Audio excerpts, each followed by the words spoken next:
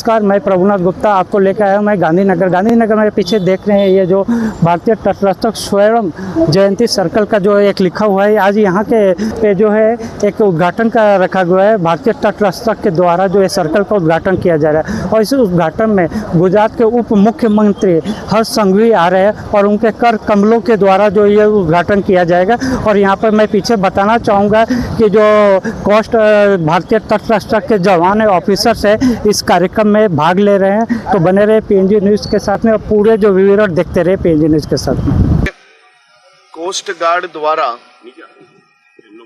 गांधीनगरना मुख्य सर्कल पर coast गार्डना hovercraft होय के कोस्ट गार्डना हेलिकॉप्टर द्वारा एमने खूब सरस आकृति जोड़े आ सर्कल डेवलप कर्યું છે।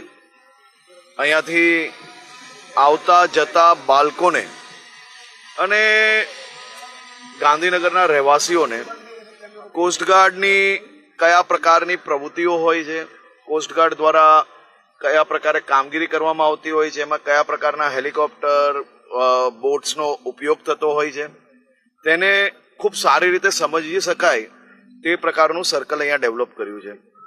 કોસ્ટગાર્ડને ખાસ કરીને કોસ્ટગાર્ડના આખી ટીમને હું રાજ્યના તમામ નાગરિકો વતી આભાર માનું છું, જેમને ગમે ત્યારે અતિવૃષ્ટિ હોય કે પછી ભારત અને બીજા દેશોની સીમાઓ પર દરિયાઓમાં જઈને ઓપરેશન કરવાના હોય, આ બધા જ વિષયોમાં કોસ્ટગાર્ડ દ્વારા ખૂબ અદ્ભુત કામગીરી કરવામાં આવી રહી છે।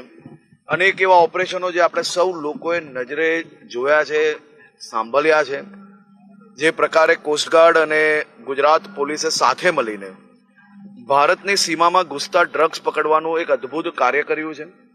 અતિવૃષ્ટિમાં આપણે જોયું છે કે કોસ્ટગાર્ડ દ્વારા કયા પ્રકારે એકદમ ભારે વરસાદ હોય કે પછી ખરાબ વાતાવરણ હોય, આ બધામાં જ હેલિકોપ્ટરના માધ્યમથી લોકોને રેસ્ક્યુ કરવા કે પછી મધ દરિયે ફસાયેલા મછુઆરાઓને બચાવવા, આ બધા જ વિષયોમાં કોસ્ટગાર્ડ દ્વારા અદ્ભુત કામગીરી કરવામાં આવી રહી છે।